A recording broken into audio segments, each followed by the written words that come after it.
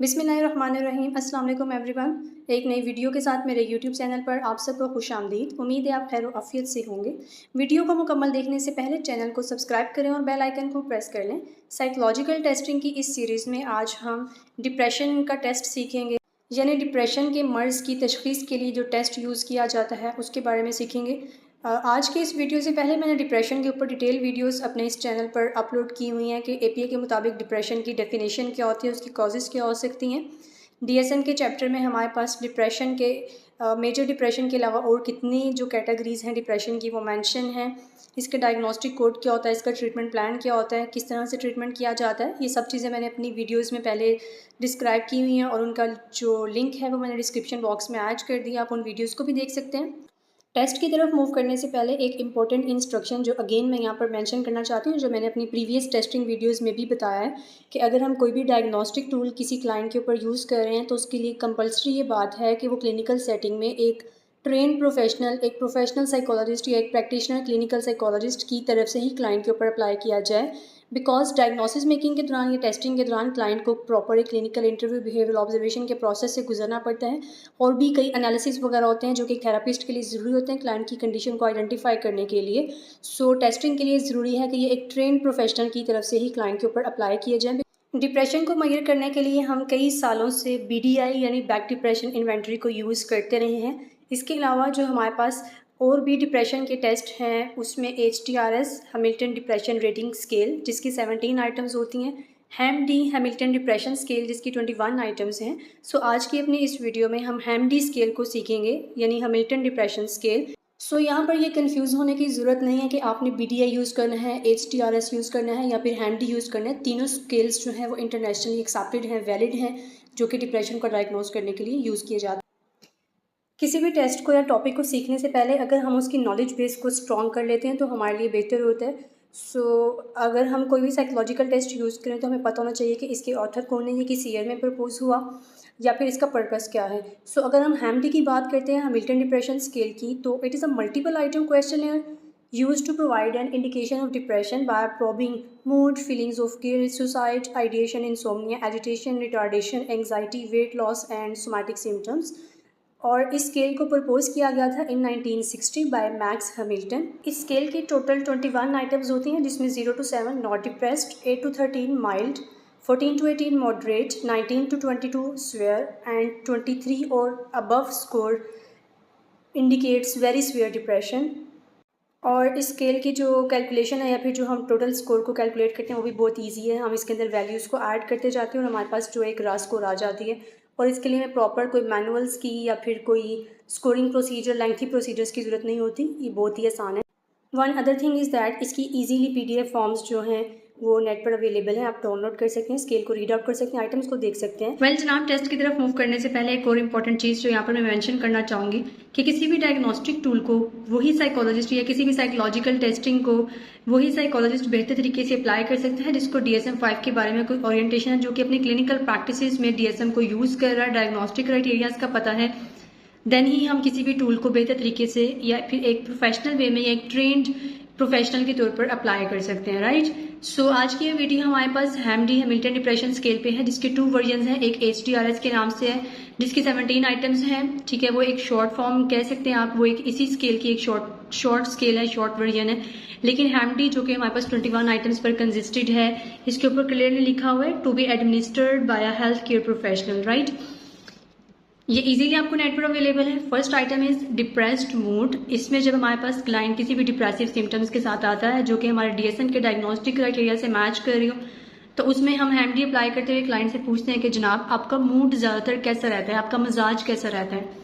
Next लिखा हुआ है सैडनेस, होपलेस, हेल्पलेस, वर्थलेस। जब हम क्लाइंट से पूछ रहे हैं कि आपका मूड ज़्यादातर कैसा रहता है तो हम उसको आगे ऑप्शंस भी दे सकते हैं कि आप ज़्यादातर उदास रहते हैं, ना उम्मीद रहते हैं, या आपको ऐसा लगता है कि आपकी कोई भी वैल्यू नहीं है, कोई आपसे प्यार नहीं करता है, ठीक है। ये हम उसको मूड को मजीद आइडेंटिफिकेशन की तरफ ले जाते हुए क्लाइंट के रिस्पॉन्स को रिकॉर्ड करते हैं। 0 absent, 1 these feelings states indicated only on questioning. अब इस आइटम को हम खुद मार्क कर रहे हैं कि ये हमारे क्लाइंट ने इन फीलिंग्स को सिर्फ उस वक्त इंडिकेट किया जब हमने उससे क्वेश्चन पूछा है। This feeling state spontaneously reported verbally, right, verbally उसने रिपोर्ट किया है। communicates feeling states non-verbally, for example through facial expressions, posture, voice and tendency to weep. Non-verbal gestures में अगर क्लाइंट हमें एक्सप्लेन कर रहा है, फॉर एग्जाम्पल कोई क्लाइंट सीवियर डिप्रेशन के साथ है या फिर वो बहुत ही ज्यादा डिप्रेशन से सफर कर रहा है, जैसे कि हमने पूछा कि आपका मूड कैसा रहता है तो उसने रोना शुरू कर दिया, या फिर उसने अपने एक्सप्रेशन या पोस्टर ऐसा बनाया या वॉइस टोन इस तरह की हो गई कि हमें पता चल गया कि जनाब क्लाइंट जो है वो नॉन वर्बली अपने फीलिंग्स को या अपने डिप्रेशन को या अपने मूड को एक्सप्रेस कर रहा है, देन हम 3 पे मार्क करेंगे। 4. Patient reports virtually only these feeling states in his spontaneous verbal and non-verbal communication। ठीक है, तो यहाँ पर जो भी हमारी मार्किंग होगी वो हम क्लाइंट की जो भी उसका रिस्पॉन्सेज वगैरह है उसके मुताबिक हम यहाँ पर मार्क करेंगे। अब इसमें ऐसा नहीं कि क्लाइंट को हम कोई लिकर्ड स्केल दे रहे हैं कि जनाब आपने 0 से 4 के दरमियान कोई रेटिंग हमें बतानी है, या फिर उसमें 0 का मतलब माइल्ड, मॉडरेट, सीवियर, लाइक इस तरह की चीजें नहीं है। ये स्केल जो है ये टोटल जो है वो क्लिनिशियन के ऊपर भी डिपेंड कर रहा होता है कि वो किस तरह से इन आइटम्स को अपने क्लाइंट से पूछ रहे हैं। फीलिंग्स ऑफ गिल्ट जो कि डिप्रेशन की एक सिम्टम है, एक नॉन सिम्टम है, जिसमें हम क्लाइंट से पूछते हैं कोई माजी का पछतावा जो आपको बहुत ज्यादा तंग करता है। 0 एब्सेंट, कोई गिल्ट नहीं है। Self reproach, feels he has let down people. Ideas of guilt और र्यूमिनेशन ओवर पास्ट एरर्स और सिंफुल डीड्स। फर्स्ट पे हम क्लाइंट को उस वक्त रिपोर्ट करते हैं जब क्लाइंट कहता है कि जनाब मुझे इस चीज का दुख है कि मैं फलां के साथ कोई गलत ना करता। ठीक है, आइडियाज ऑफ गिल्ट और र्यूमिनेशन ओवर पास्ट एरर्स और सिंफुल डीड्स, इसमें क्लाइंट को इस चीज का दुख है कि काश में वो गलती या कोई वो गुनाह ना करता, या फिर अभी तक क्लाइंट के ज़हन में उस चीज से मुतालिक जो है, उस इवेंट से मुतालिक, उस इंसिडेंट से, उन एरर से मुतालिक जो है वो एक बहुत ज्यादा सोच विचार चल रही है कि काश मैं ऐसा ना करता, काश मुझसे ये गुनाह ये गलती सरजद ना होती। Present illness is a punishment, delusions of guilt. इसमें क्लाइंट जो है वो ये रिपोर्ट करता है कि आज जो भी मेरी कंडीशन है, जो भी मेरी ज़हनी या जिस्मानी हालत है, वो मुझे मेरे गुनाहों की सजा मिल रही है या फिर वो मेरे लिए एक सजा है। ठीक है, हेयर्स एक्यूजेटरी और डिनंसिएटरी वॉइसेस एंड और एक्सपीरियंसेस थ्रेटनिंग विजुअल हेल्यूसिनेशंस। अब यहाँ पर एक और चीज़ जो अगर एज अ क्लिनिशियन या फिर एक प्रैक्टिशनर साइकोलॉजिस्ट आप किसी क्लिनिकल सेटिंग में काम करें तो हमारे पास डिप्रेशन विद हेल्यूसिनेशन या डिप्रेशन विद साइकोसिस और डिप्रेशन विद नो साइकोसिस भी होता है। ठीक है, तो हमने इसमें क्लाइंट की जो साइकोटिक सिम्टम्स है उसको भी देखना होता है। फीलिंग्स ऑफ गिल्ट, हम क्लाइंट से पूछ सकते हैं कि आपको कोई माजी का पछतावा जो बहुत ज्यादा तंग करता है, जिसमें आपको लगता हो कि आपने लोगों के साथ गलत किया या किसी ने आपके साथ गलत किया, या फिर आज जो भी आपकी कंडीशन है वो आपकी किसी गलती की या किसी गुनाह की सजा है। ठीक है, जब हम क्लाइंट से आइटम पूछ रहे हैं तो आगे हम उसको एलेबोरेट भी अपनी इन स्कोर रेंजेस के मुताबिक ही कर रहे हैं। ठीक है, item number 3 is about suicide. 0 absent, feels life is not worth living, wishes he were dead, or any thoughts of possible death to self. Suicidal ideas or gestures, attempts at suicide. So अगर आपने कभी DSM-5 से major depressive disorder का criteria पढ़ा तो उसमें 7th या 8th symptom पर मेंशन है कि क्लाइंट को जो है वो सुसाइडल आइडिएशंस आती हैं या फिर क्लाइंट जो है वो खुदकुशी की कोशिश करता है। ठीक है, सो अगर आपके पास कोई भी क्लाइंट किसी डिप्रेसिव सिम्टम्स के साथ आ रहा है और आपको उसकी फिजिकल अपीयरेंस के बिहेवियरल ऑब्जर्वेशन से लग रहा है कि अभी इसको इतना सीवियर इशू नहीं है, तो आप इस आइटम को इनडायरेक्टली पूछ सकते हैं। जैसा कि आप क्लाइंट से पूछ सकते हैं कि आपने कभी खुद को नुकसान पहुंचाने की कोशिश की है, या कभी खुद को रूम में लॉक कर लिया हो, या कोई भी इस तरह की अटेम्प्ट जो आपने कभी की हो, या कभी खुदकुशी करने को दिल करता हो। मीन्स कि आप डायरेक्टली सुसाइड से मुतालिक क्वेश्चन नहीं पूछेंगे, आप थोड़ा सा जो है वो क्लाइंट की कंडीशन को मद्देनजर रखते हुए उससे सुसाइड के बारे में पूछेंगे। ये आपको लगता हो, मतलब अगर हम खुदकुशी का लफ्ज भी डायरेक्टली यूज नहीं करें तो हम इसको कह सकते हैं कि आपको कभी लगता हो कि जो लाइफ है वो वर्थ लिविंग नहीं है, मतलब जिंदगी जो है बिल्कुल बेमायने, जिंदा रहने का कोई फायदा नहीं है। विशेज ही वर डेड और any thoughts of possible death to self, या कभी ऐसा ख्याल आता हो कि मुझे मर जाना चाहिए, मुझे जिंदा नहीं रहना चाहिए। और सुसाइडल आइडियाज और जेस्टर्स, अटेम्प्ट्स एट सुसाइड, अगर क्लाइंट ने कोई जिंदगी में कभी अटेम्प्ट की है, any serious attempts rates for suicidal ideas और जेस्टर, यानी एज अ थेरापिस्ट हमें क्लाइंट की बातों से लग रहा है कि इसके जहन में कुछ इस तरह की चीजें चल रही हैं कि अपने आप को खुदकुशी करके खत्म कर लेगा या फिर खुद को नुकसान पहुंचाएगा। ठीक है, तो इस सुसाइडल वाले पॉइंट्स को हमने बहुत ध्यान से, बहुत केयरफुली देखना होता है, क्योंकि अगर हमें यहाँ पे पता चलता है कि क्लाइंट जो है वो सुसाइडल आइडिएशंस के साथ है तो उसके ऊपर हम सुसाइडल आइडिएशन स्केल अप्लाई करते हैं। अगर क्लाइंट ने कभी कोई अटेम्प्ट की है या उसने कोई 3-4-5 महीने पहले कोई सुसाइडल अटेम्प्ट करने की कोशिश की थी तो उसके लिए हम suicide risk assessment form use करते हैं। सो इस वाली ऑप्शन को बहुत केयरफुली आपने देखना है। अब यहाँ पर आइटम नंबर 4, 5 और जो 6 है हमारे पास वो है इंसोम्निया लेट, इंसोम्निया अर्ली और इंसोम्निया मिडल। ठीक है, अब अगर आप एक ट्रेन प्रोफेशनल है तो क्लाइंट से बजाय कि आप अलग अलग ये 4, 5, 6 वाली आइटम्स पूछें। इंसोम्निया अर्ली का अगर मैं आपको बताऊं तो इंसोम्निया अर्ली से मुराद ये कि जब क्लाइंट सोने के लिए लेटता है तो उसको मुश्किल आती है। ठीक है। मीन्स कि इसमें आप क्लाइंट से पूछ सकते हैं कि आपकी नींद कैसी है, ठीक है, मतलब सोने में कोई मुश्किल आती है, जब आप सोने के लिए लेटते हैं तो फौरन आंख लग जाती है या आपको कोई 1-2-3 घंटे लगते हैं, कुछ एफर्ट्स करनी पड़ती हैं सोने के लिए।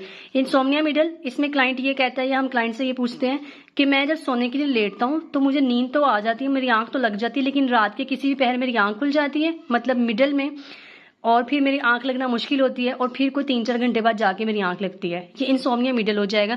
इंसोम्निया लेट में क्लाइंट ये कहता है कि मेरी सुबह बहुत जल्दी आंख खुल जाती है, लाइक 4-5-6 बजे मेरी आंख खुल जाती है और उसके बाद मेरी आंख लगना मुश्किल होता है। तो इसमें हम क्लाइंट से जो स्लीप पैटर्न है उसका वो एक ही क्वेश्चन में पूछ सकते हैं, insomnia early, insomnia middle, insomnia late, और इनकी जो रेटिंग है या जो फिर जो इनकी आइटम के आगे जो एक्सप्लेनेशन है वो भी सेम है। No difficulty falling asleep, complains of occasionally difficulty falling asleep, for example more than 1 and 2 hours, complains of nightly difficulty falling asleep, ठीक है। No difficulty, patients complains of being restless and disturbed during the night. Waking during the night, any getting out of bed rates 2. Any getting out of bed rates 2, मतलब अगर patient ये कह रहा है कि मैं सो तो जाता हूँ लेकिन रात के जिस पैर मेरी आंख खुलती है तो मुझे लेटे लेटे मेरी दोबारा आंख नहीं लगती, मुझे नींद नहीं आती, मुझे उठ के कुछ चक्कर लगाने पड़ते हैं, मुझे अपना बेड छोड़ना पड़ता है, ठीक है। तो अगर इस तरह की कोई सीरियस प्रॉब्लम है तो हम उसको 2 के ऊपर रेट करेंगे। Insomnia late, no difficulty waking in early hours of the morning but goes back to sleep, unable to fall asleep again if he gets out of bed, ठीक है। यानी यहाँ पर हमारे जो क्लाइंट का जो स्लीप पैटर्न है वो हम 4, 5, 6 आइटम पर एक ही दफ़ा में बेहतर एक्सप्लेनेशन के साथ, क्लाइंट के बेहतर रिस्पॉन्सेज के साथ यहाँ पे हम मार्क कर सकते हैं। वर्क एंड एक्टिविटीज़, इसमें हम क्लाइंट से पूछ सकते हैं कि जनाब आपका काम करने को दिल करता है, ठीक है, क्योंकि अक्सर जो हमारे पास डिप्रेशन के पेशेंट्स होते हैं वो ये कहते हैं कि मेरा काम पर जाने को दिल नहीं करता, मुझे बहुत थकावट महसूस होती है, या फिर मैं घर पर ही रहता हूँ, ठीक है। अगर क्लाइंट का सीवियर डिप्रेशन है तो वो सोशल विड्रॉल में चला जाता है। सो यहाँ पे हम वर्क एंड एक्टिविटीज़ में क्लाइंट से पूछ सकते हैं कि आप जो है वो डेली बेसिस पे जो आप रोज़ाना की बुनियाद पर काम काज कर रहे हैं वो किस तरह से है, मतलब काम करने को दिल करता है, काम पर जाते हैं, या कोई थकावट वगैरह महसूस होती है, या बिल्कुल ही काम पर जाना छोड़ दिया है। नो डिफिकल्टी, मतलब मुझे काम वगैरह करने में कोई मुश्किल परेशानी नहीं आती। Thoughts and feelings of incapacity, fatigue और weakness related to activities, work और hobbies. Thoughts and feelings of incapacity, fatigue और वीकनेस, मतलब मुझे थकावट महसूस होती है, वीकनेस या कमजोरी महसूस होती है और मैं अपने काम काज बेहतर तरीके से नहीं कर पाता। Loss of interest in activity, hobbies और वर्क, मतलब मेरा बिल्कुल ही कोई दिल नहीं करता काम करने को। Decrease in actual time spend in activities और डिक्रीज इन प्रोडक्टिविटी, मतलब अभी जो मेरा मसला चल रहा है, जिस भी डिप्रेसिव स्टेज से क्लाइंट गुजर है उसमें वो ये रिपोर्ट करता है कि मैं काम तो करता हूँ लेकिन अब मेरा जो काम पर जो मेरी वर्क प्रोडक्टिविटी है अब वो बहुत कम हो गई है। पहले अगर मैं 8-10 घंटे काम कर रहा था तो अब मैं सिर्फ 3 से 4 घंटे काम करता हूँ, ठीक है। Stopped working because of present illness, 4 rate हम तब करेंगे जब क्लाइंट ने जो काम करना बिल्कुल छोड़ दिया है अपनी प्रेजेंट इलनेस की वजह से। सो यहाँ पर वर्क एंड एक्टिविटीज़ की आइटम को भी हम बेहतर तरीके से एक्सप्लोर कर लेंगे। रिटार्डेशन, साइकोमोटर, ये हम सेल्फ ऑब्जर्वेटरी आइटम है, इसमें हमने देखना है कि जो क्लाइंट है उसकी कोई रिटार्डेशन, साइकोमोटर रिटार्डेशन मौजूद है at the time of interview या जिस टाइम पर हम टेस्ट अप्लाई कर रहे हैं। Slowness of thought and speech, impaired ability to concentrate, decreased motor activity, ठीक है। एज अ थेरापिस्ट जब हम क्लाइंट के ऊपर ये टेस्ट अप्लाई कर रहे होंगे तो इस आइटम को हमने खुद ऑब्जर्व करके मार्क करना है। नॉर्मल स्पीच एंड थॉट, मतलब कोई मसला नहीं है, क्लाइंट जो अच्छे तरीके से बातचीत कर रहा है उसका जो थॉट पैटर्न है वो भी ठीक है। Slight retardation at interview, obvious retardation at interview, interview difficult, complete stupor.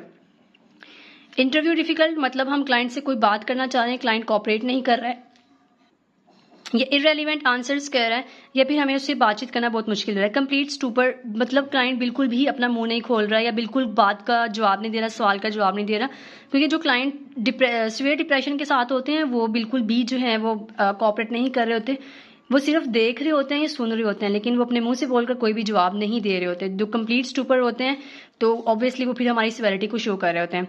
Agitation, इसमें हम क्लाइंट की एंग्जाइटी लेवल को मेजर करते हैं, हम क्लाइंट से पूछते हैं जब आप कभी बेचैन होते हैं तो आप क्या करते हैं, ठीक है। अब पेशेंट कहेगा कि क्या मतलब इस बात का, तो हम क्लाइंट को इन आइटम्स के मुताबिक एक्सप्लेन करते हुए कह सकते हैं कि कुछ लोग जो है वो बेचैनी के दौरान अपने हाथों के साथ खेलना शुरू कर देते हैं, अपने बालों के साथ खेलते हैं, बैठा नहीं जाता उनसे, वो चलना फिरना शुरू करते हैं, वॉक करते हैं, अपने बालों के साथ खेलते हैं, अपने नाखूनों को काटते हैं, चबाते हैं, या अपने होंठों को दबाते हैं, ठीक है, मतलब नेल बाइटिंग, नाखूनों को चबाते हैं।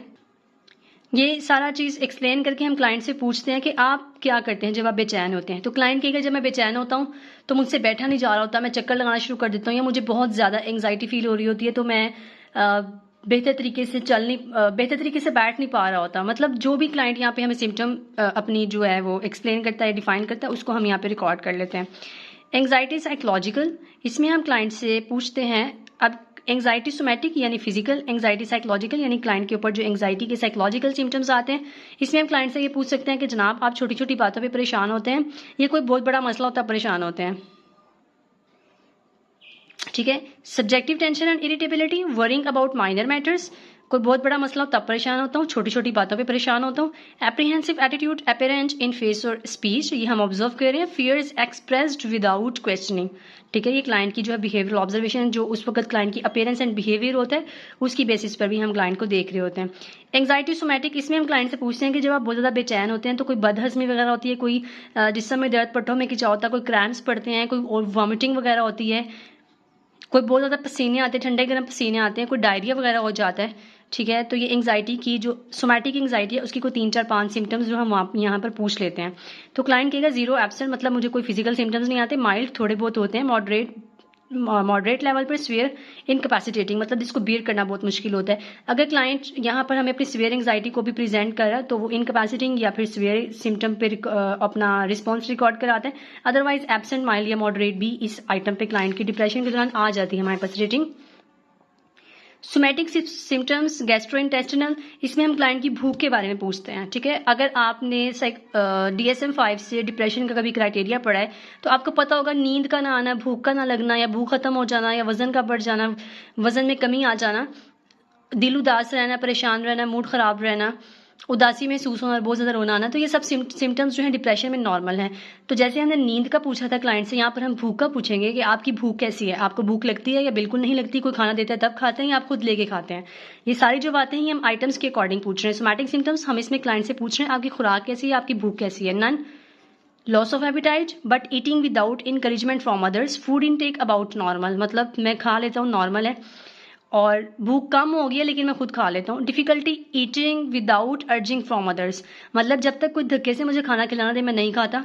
Marked reduction of appetite and food intake, right. Somatic symptoms general, अभी हमने जो एंग्जाइटी सोमैटिक पूछा है, एंग्जाइटी के सोमैटिक सिम्टम्स पूछे हैं। अभी यहाँ पर हम अगेन क्लाइंट की जो सोमैटिक सिम्टम्स हैं उनको जनरली पूछ रहे हैं कि जनाब आपके पट्टों में कोई खिंचाव होता है, कोई एनर्जी लो फील होती है, कोई सर दर्द रहता है, कोई चक्कर आते हैं।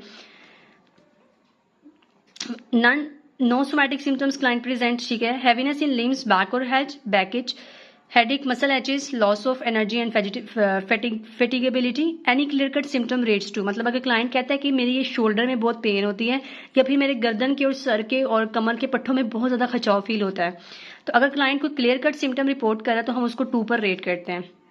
जेनिटल सिम्टम्स, इसमें अब हमें देखना पड़ता है कि हमारे पास क्लाइंट मैरिड है, अनमैरिड है, एंगेज्ड है, स्टडी कर रहा है, क्या कर रहा है। इसमें अगर क्लाइंट हमारे पास मैरिड आता है, जेनिटल सिम्टम्स यहाँ पे हम सेक्सुअल एक्टिविटीज़ के बारे में क्लाइंट का पूछ रहे होते हैं, बिकॉज जैसे हमारे पास क्लाइंट का डिप्रेशन में सोशल विड्रॉल आता है, इस तरह अपनी बीमारी की वजह से उसको सेक्सुअल विड्रॉल भी आता है।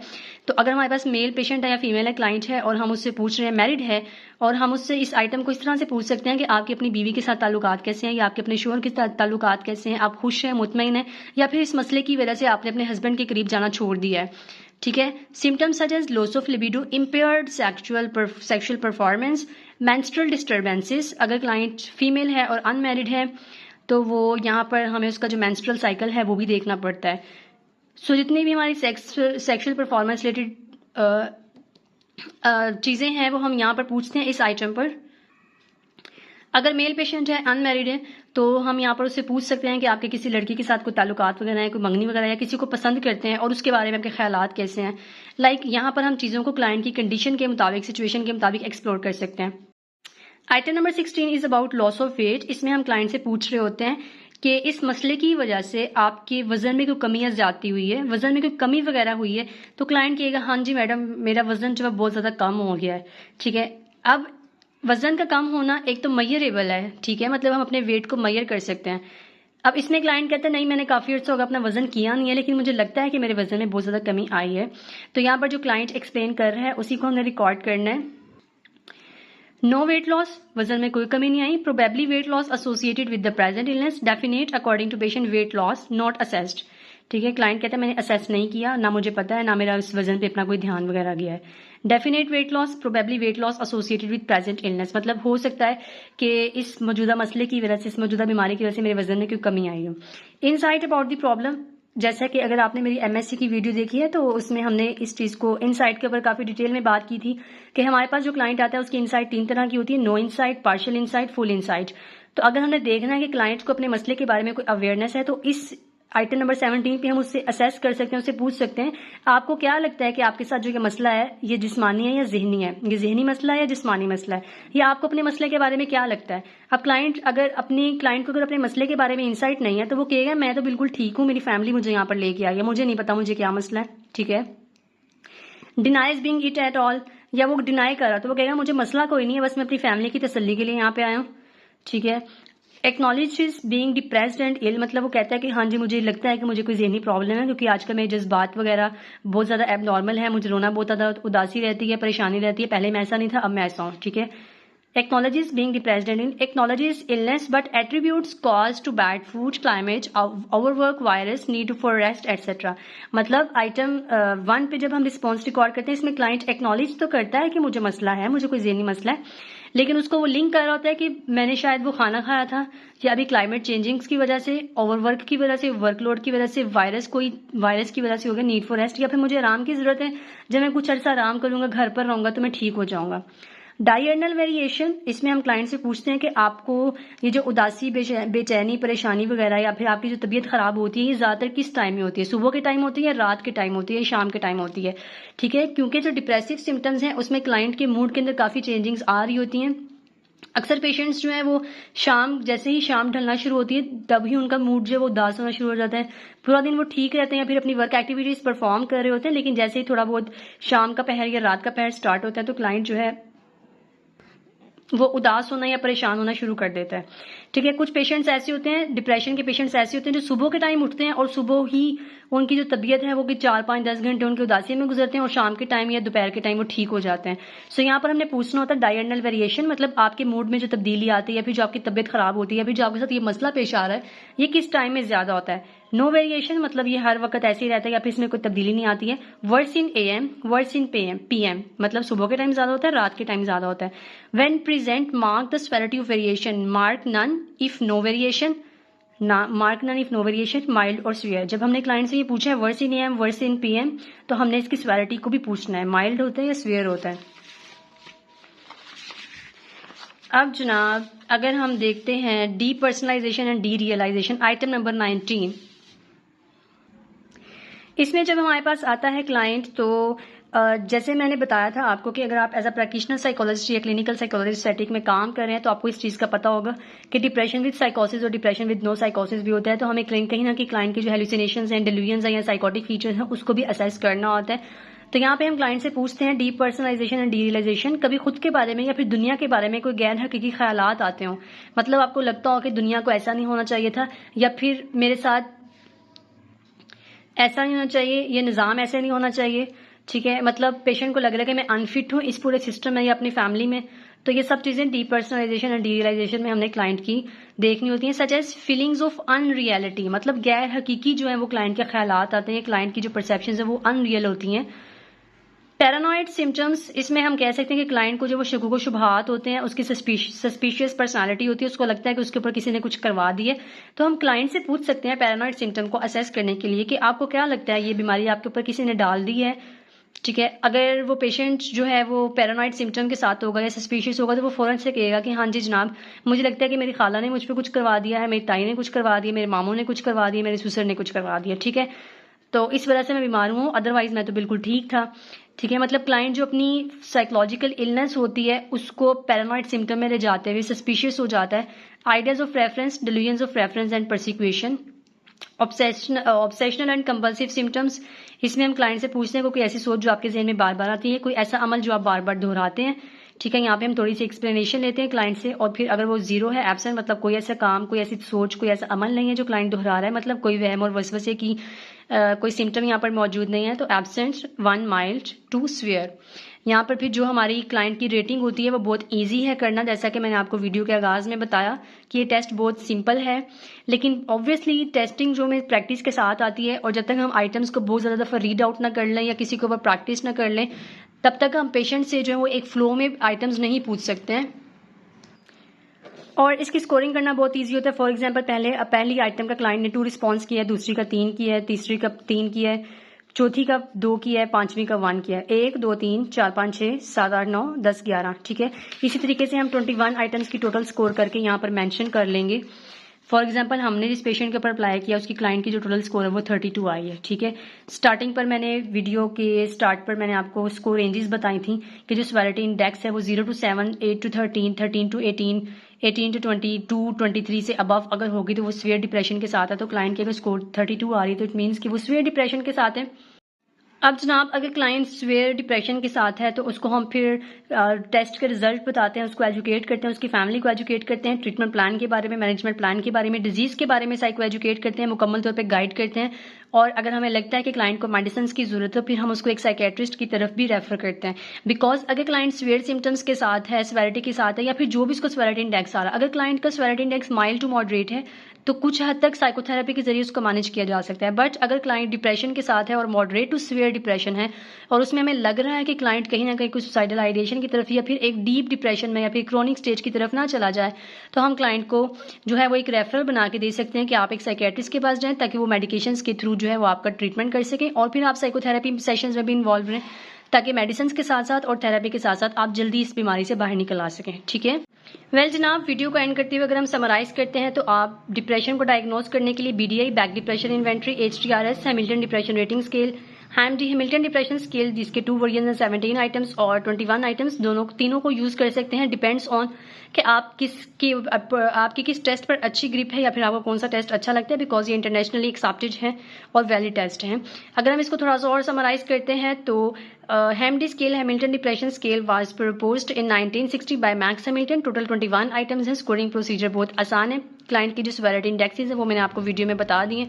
उम्मीद है आपको इस वीडियो में HAM-D स्केल की समझ आई होगी। मजीद कोई क्वेश्चन या कोई एम्बिग्विटी वगैरह हुई तो वो आप कमेंट बॉक्स में मुझसे पूछ सकते हैं। साइकोलॉजिकल टेस्टिंग सीरीज से जुड़े रहिए। इंशाल्लाह आने वाली वीडियोस में आपको साइकोलॉजिकल टेस्टिंग पर मजीद वीडियोस भी मिलेंगी। चैनल को सब्सक्राइब करना मत भूलिए। वीडियो अच्छी लगे तो लाइक जरूर कीजिएगा because it motivates me to upload more content.